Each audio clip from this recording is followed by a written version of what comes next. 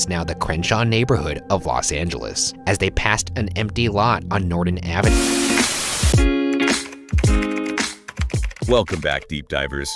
Ready for another dive? Absolutely. Always ready to jump into a new mystery. Well, get ready, because today we're dealing with a story that's shrouded in darkness, dripping with Hollywood glamour, and it's a story that has haunted investigators for decades. Sounds intriguing. We're talking about the Black Dahlia, and no, before you ask, it's not some exotic flower we're chatting about today. Right. The Black Dahlia was a nickname. The press, you see, they slapped that label on Elizabeth Short after her murder back in 1947 in where else but Los Angeles. The City of Angels. A place famous for bright lights and even darker secrets, right? Exactly. And this case, it really shook up the city. And we're talking about a murder that, get this, remains unsolved even today. Unsolved. Imagine that. Decades later, and the Black Dahlia case still sparks endless debates, theories, you name it. Books, movies, podcasts. We got a whole stack of research right here in front of us. Everything from those old newspaper clippings to, like you said, the latest theories popping up online. It's wild. Wild is an understatement. Today, we're going to attempt to untangle this web, look into Elizabeth Short's life, the official police investigation, or should I say investigations, and of course try to make sense of the media frenzy that just seemed to spiral out of control. Out of control is right. It's like the case became this media spectacle. Yeah, almost overshadowing the tragedy of it all. So, all right, let's rewind for a sec. Who was Elizabeth Short? Well, she was a young woman who, like so many others, arrived in Hollywood, California with those big dreams, hoping to make it big in the movies. But the reality, and we see this time and time again, the reality was much harsher, much less glamorous than those silver screen fantasies. Yeah, old Hollywood always seems so glamorous in the photos, but life back then, especially for a young woman trying to break into the movie business, well, it wasn't all fancy premieres and champagne wishes, was it? Not at all. Elizabeth, she moved around a lot. Temporary housing, struggling to make ends meet. In fact, for a while, she was working as a waitress, a far cry from the bright lights and movie sets. It's a classic Hollywood story, at least the beginning is. Tragically, her story was cut short. January of 47. It's a date etched in Hollywood's dark history, that's for sure. But before we get into the details of her death, I think it's important to talk about how the media, especially the newspapers back then, became such a huge part of this whole thing. You're right. You can't talk about the Black Dahlia case without talking about the media circus surrounding it. Just imagine, it's 1947. Newspapers were like, well, they were the internet of the day. Everyone relied on them for information, and they ate up every little detail, every rumor, every theory about the Black Dahlia. It's a reminder of a time when newspapers had incredible power, they could shape narratives, and sometimes even influence the course of justice. Absolutely. And get this, the Los Angeles Examiner, they actually received Elizabeth Short's fingerprints directly from the police. Wait, hold on. They received fingerprints. How? Carrier pigeon. Close. It was a very early, rudimentary form of fax technology. Can you imagine? Fingerprints flying through the airways. I always picture those old movies with the whirring sounds and the blurry images slowly appearing. That's exactly right, like something straight out of a detective movie. The future was here, just in a very analog way. And here's another media twist, a big one, actually. It was the media, not the cops, who gave Elizabeth Short that now infamous nickname, the Black Dahlia. That's a name that's, well, it's more recognizable than her real name now, sadly. How does that even happen? How does a nickname, coined by some journalist, end up defining a person, a whole case, for decades? It's the power of a story, even a tragic one, catching fire in the public imagination. I mean, they painted this picture of Elizabeth, a young, attractive woman, fresh to Hollywood, full of big dreams, meeting a tragic, brutal end. And that narrative, true or not, it captivated people, terrified them, and ultimately it stuck. It's almost like she became a character in a Hollywood story, which is ironic and tragic, isn't it? Tragic indeed. And it raises some big questions. Did the media's portrayal help or hurt the investigation? Did their version of the Black Dahlia overshadow the real Elizabeth Short? That's something we need to consider, for sure. Did anyone even remember Elizabeth Short, the person, anymore? It's easy to forget there was a real person behind those headlines, a young woman with hopes and dreams, not just a story. It's important to remember that, to try and see past the headlines and the hype. Because, like you said, the hype was real, and it exploded when Elizabeth's story, when the world found out how it ended. A Tuesday morning, January 15th, that's when a woman, Betty Bersinger, she was walking through a vacant lot and, she made a horrific discovery. Elizabeth Short's body. And I think we need to be upfront here. This wasn't just any murder. The details, even today, they're incredibly disturbing. Absolutely. This wasn't just a random act of violence. Elizabeth Short's body, it was severed at the waist and posed. The level of brutality, but also like this strange precision to the mutilations, it shook Los Angeles to its core.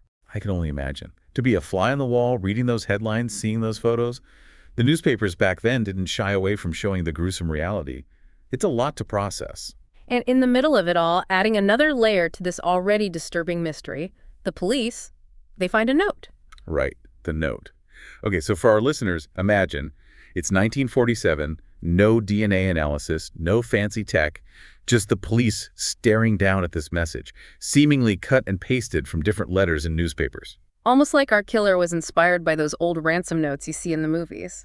But here's another detail that always gets me. Despite the brutality of the crime, there was hardly any blood at the scene. Okay, see, now that's where my mind starts racing. I can stomach the thought of violence, but a cleanup job on top of it. What did investigators make of that? Well, they took it as a sign that the murder, it probably didn't happen in that vacant lot.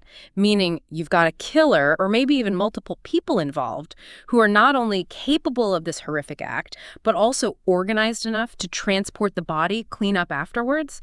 This wasn't some crime of passion. It was methodical, planned, and that's a terrifying thought. It really is. To think about the level of premeditation involved. The pressure on the police must have been enormous. Oh, absolutely. You've got to remember, the Black Dahlia case, it wasn't just a local tragedy anymore. It was a full-blown media sensation. Reporters were hounding the police, the public was demanding answers, and the pressure to catch this killer, it was immense. It's like the entire city, maybe even the whole country, was watching and waiting for a break in the case. And so what do? How do you even start to unravel something like this? It was like trying to find a needle in a haystack, but a haystack that was constantly growing. The LAPD, they interviewed hundreds of people, friends of Elizabeth's, acquaintances, anyone who might have crossed paths with her in those final weeks. They were desperately trying to piece together a timeline for those missing days between when she was last seen and when her body was found. Did they ever figure out what happened during those missing days? It's like a chunk of time just vanished. The last confirmed sighting they could pin down was from Robert Manley, a salesman who Elizabeth knew. He claimed he dropped her off at the Biltmore Hotel on January 9th. So we have a location, a date. Was he ever a serious suspect? Well, Manley's story, it actually checked out. The hotel staff, they remembered seeing Elizabeth in the lobby that day. But after that, nothing. It's like she walked into the Biltmore and then just disappeared. And that's when that package shows up at the LA Examiner, right? In the middle of all this confusion. Oh, you're on fire today. Talk about adding fuel to the fire. This is where the case takes a turn worthy of a Black Dahlia movie. So picture this. This package arrives. It reeks of gasoline, clearly. Our sender was trying to throw the police off the scent, literally. I can practically smell the drama, the mystery. Okay, so what was in the package? Well, inside, they found Elizabeth's belongings. Her birth certificate, her social security card, and get this, her address book. Wait, her address book? Why on earth keep that and send it to the press? That's like handing the police a list of suspects on a silver platter. That is the million-dollar question, isn't it? Was it an oversight, a mistake by a killer who wasn't as smart as he thought he was? Or was it a deliberate taunt, a way to send a message, to toy with the police? Either way, it must have sent the LAPD on a wild goose chase.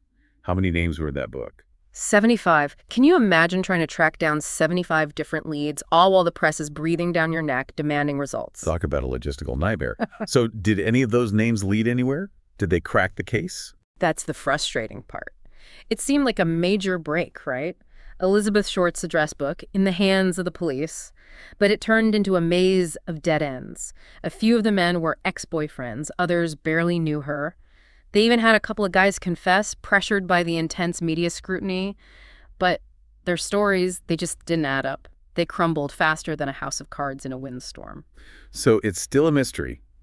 We're back to square one, but now with even more questions. It really does make you wonder, was someone playing mind games with the police? Like they were toying with them, enjoying the chaos they created. So we're left with this brutal, unsolved murder, a city that's terrified, and a trail that's gone ice cold. What about those other theories floating around? Did the Black Dahlia case ever cross paths with any other, unsolved crimes? Well, one theory that always sends shivers down my spine is the possible link to the lipstick murders. You familiar with those? Lipstick murders? Yeah, I've heard whispers, but refresh my memory. Those were also in the 40s, right? Yeah. Another series of killings in Los Angeles.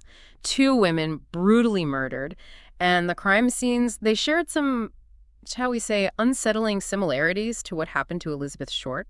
Unsettling how? Are we talking like a potential Jack the Ripper situation here, but in sunny L.A.? It's the kind of case that makes you think twice about locking your doors at night, that's for sure. The level of violence, for one. And the way the victims were found, it was like those old crime photos you see, almost staged. It wasn't just about ending a life. It felt like the killer was trying to send a message. So did they ever find a smoking gun? Anything concrete linking the Black Dahlia case to these lipstick murders? Despite the eerie similarities and the fact that both cases happened around the same time, no. Nothing concrete ever emerged. No matching fingerprints, no witnesses placing the same person at both crime scenes, no murder weapon that linked them definitively. It's a frustrating dead end because you can understand why investigators looked into it. But without that crucial piece of evidence, it remains just a theory. The terrifying what if, especially for folks living in L.A. back then. So here we are. Decades later, the Black Dahlia case remains a puzzle, without a solution. With so many theories, so many potential leads, why do you think this case was never solved? It's like a perfect storm of complications, The original investigation, while extensive, was chaotic. Imagine the pressure on those detectives. The press hounding them, false confessions popping up left and right, time ticking away. It's no wonder some details slip through the cracks. And as time goes on, memories fade, people move, evidence gets lost. It's like trying to put together a puzzle, but half the pieces are missing and the ones you do have are faded with time. It makes you appreciate the advancements we have in forensic science today. Oh, absolutely. The tiniest piece of DNA evidence could have cracked this case wide open. But we're talking about a time before DNA analysis, before a lot of the techniques we take for granted today. It's a reminder that some mysteries, no matter how hard we try to solve them, may always remain unsolved. And yet, that doesn't stop us from trying, does it? The Black Dahlia case continues to captivate, to inspire books, movies, you name it. It's a story that just won't quit. Well, deep divers, as we resurface from this particular dive into the Black Dahlia case, it's clear we're left with more questions than answers. But maybe that's the allure of it all. Some stories, well, they're not meant to be neatly wrapped up with a bow. They're meant to make us think, to make us question. And maybe, just maybe, somewhere out there, hidden in plain sight, is that one missing piece of the puzzle. That one clue that could crack this case wide open. It's a case that reminds us that even in a city of dreams like Hollywood, darkness can lurk in the shadows. Until next time on The Deep Dive, keep those thinking caps on. And who knows, maybe one of you might be the one to finally unravel the mystery of the Black Dahlia.